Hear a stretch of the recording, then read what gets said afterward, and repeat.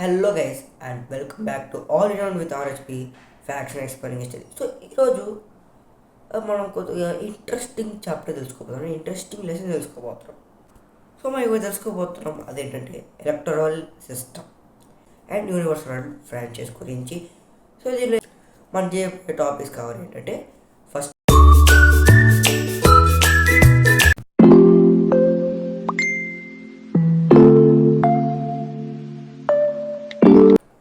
Start చేద్దాం. So మనం first తెలుసుకునేది ఏంటంటే what is universal adult franchise అంటే యూనివర్సల్ అడల్ట్ ఫ్రాంచైజ్ అంటే ఏంటి అని. సో ఫ్రాంచైజ్ అంటే ఏం లేదు. ఇప్పుడు ఇప్పుడు అడల్ట్ ఏజ్ అంటే మనకి ఎంత ఉంటుంది? అడల్ట్ ఏజ్ మనకి ఎంత ఉంటుంది? 18 years అడల్ట్ ఏజ్ అనుకుంటాం, అంటే 18 years adult age. So 18 years ఉన్నప్పుడు వాళ్ళకి ఓట్ వేసే రైట్ ఉంటుంది, వాళ్ళ రీప్రజెంటేటివ్స్ని ఎత్తుక్కోవడానికి రైట్ ఉంటుంది. రీప్రజెంటేటివ్స్ అంటే ఒక మన మన తరపున చేసేవారు, అంటే సీఎం కానీ అట్లాగా చీఫ్ మినిస్టర్స్ అండ్ మినిస్టర్స్ని మెంబర్ ఆఫ్ పార్లమెంట్స్ని అలా మనం చూస్ చేసుకోగలం. చూస్ చేసుకునేకి మనకి రైట్స్ ఉన్నాయి. అంటే మనం ఎప్పుడైతే మనకి 18 కానీ 18 దాటుతుందో అప్పుడు మనం ఓటు వేయచ్చు అనమాట. అంటే వెళ్ళి ఓటు వేయచ్చు, అంటే రైట్ టు ఓట్, అంటే మనకి రైట్ టు ఓట్ అని లభిస్తుంది అనమాట. అంటే యూనివర్సల్ ఫ్రాంచైజ్ కూడా మనకి ఎందుకు యూస్ అవుతుంది అని వస్తారు. సో దేనికంటే మనందరికీ సమానంగా హక్కులు దొరకాలి. అంటే ఇప్పుడు జెండర్ బయాసెస్ చూసుకుని, జెండర్ బయాస్ అంటే నువ్వు అమ్మాయి అబ్బాయి అని చెప్పి తను తక్కువ వీడు ఎక్కువ అన్నట్టు, అంటే డిస్క్రిమినేషన్ అని చెప్పుకోవచ్చు. సో అలా జెండర్ బయాసెస్ లేకుండా డిస్క్రిమినేషన్ అంటే తక్కువ చిన్న చూపు తక్కువ అలా కాకుండా అందరికీ సమానంగా చూడడం అండ్ అందరికీ సమానమైన హక్కులు రైట్స్ ప్రొవైడ్ చేయడానికి అండ్ ఇవ్వడానికి ఈ యూనివర్సల్ ఫ్రాంచైజ్ అనేది హెల్ప్ చేస్తుంది. సో ముందు అనుకుంటూ 18 years వస్తే మనకి ఓట్ వేసే రైట్ మనకి ఉంటుంది. సో దాన్ని యూనివర్సల్ ఫ్రాంచైజ్ కూడా అనొచ్చు. So so ECI election commission of India. So ఏంటంటే ఎలక్షన్ కమిషన్ ఆఫ్ ఇండియాలో ఏం జరుగుతాయంటే మనం ఇది ఒక ఫ్రీ ఫెయిర్ ఎలక్షన్స్ కండక్ట్ చేయడానికి ఇది చాలా ముఖ్యమైనది అనమాట.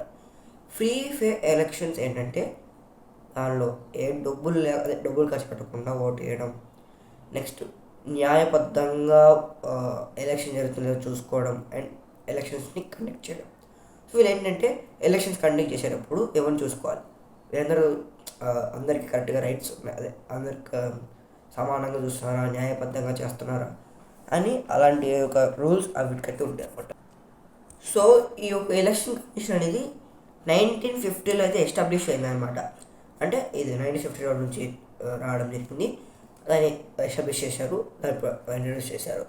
అండ్ ఇవి Rajya Sabha, Lok Sabha and state assemblies ఒక ఎలక్షన్స్ని ఇది కండక్ట్ చేస్తారన్నమాట, ఎలక్షన్ కమిషన్ అనేది అనమాట. సో మన ఇండియాలో ఫస్ట్ ఇండిపెండెంట్గా ఎలక్షన్స్ జరిగింది ఎప్పుడంటే 1951 నుంచి 1952 వరకు independent Indian election. So election commission అంటే బ్రీఫ్ ఇంట్రడక్షన్ అంటే ఇదే. సో ఎలక్షన్ కమిషన్ అంటే ఒక మంచి న్యాయబద్ధంగా ఇంకా ఉచితమైన ఒక ఎలక్షన్స్ని ప్రొవైడ్ చేయడం అండ్ కండక్ట్ చేయడం. ఈ రాజ్యసభ, లోక్సభ, స్టేట్ అసెంబ్లీస్ ఇవన్నీ ఎలక్షన్స్ ఇదే కండక్ట్ చేస్తుంది, ECI election commission of India. So ఇది ఎలక్షన్స్ కండక్ట్ చేస్తుంది అండ్ ఆ ఎలక్షన్స్ ఎలాగ న్యాయబద్ధంగా పోతాయో లేదా అని చెక్ చేసుకోవాలి. అండ్ ఎలక్షన్స్ గురించి ఇదే చూసుకోవాలన్నమాట, అంటే జాగ్రత్తగా చూసుకోవాలి ఏం కాకుండా ఉన్నట్టుగా. సో ఇది మెయిన్గా మనం ఒక పాయింట్స్లో చూసుకున్నట్లయితే ఎలక్షన్ కమిషన్ దేనికి యూజ్ఫుల్ అవుతాయంటే మనకి ఇక్కడ అవి ఎలక్షన్స్ ఒక డేట్స్ని అయితే సెట్ చేస్తుంది. అంటే ఎలక్షన్స్ ఒక డేట్ సెట్ చేయడము, ఇంకా పార్టీస్ ఎవరైతే రిజిస్టర్ అవుతారో సో ఆ పార్టీస్ రిజిస్టర్ చేసుకోవడము అండ్ మొత్తం ఈ ఎలక్ట్రల్ ప్రాసెస్ అని జరుగుతుందో చూసుకోవడం. ఎలక్ట్రల్ ప్రాసెస్ అంటే ఎలక్షన్స్లో చాలా విధాలు చెప్పాం కదా.